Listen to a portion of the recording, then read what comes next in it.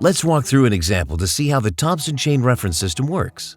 We'll begin at Psalm 23, with "The Lord is my shepherd." To the left of the verse, you'll see a group of topics and verse references in the margin.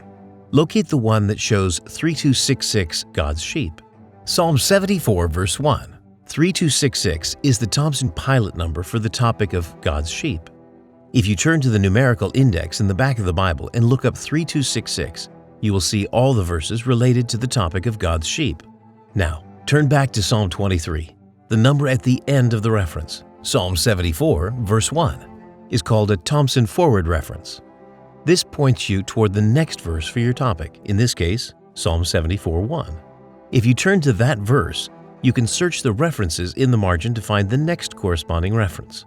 3266, God's sheep. Psalm 79, verse 13. You'll notice that the pilot number didn't change, but the forward reference now points you to the next verse. Psalm 79, verse 13.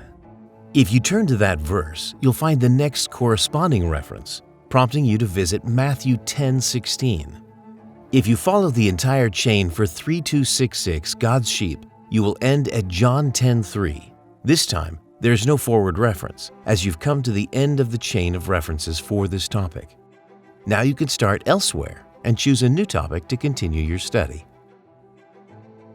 If you already know the topic that you'd like to study, you can use the alphabetical index in the back of the Bible to find the corresponding pilot number and a starting point.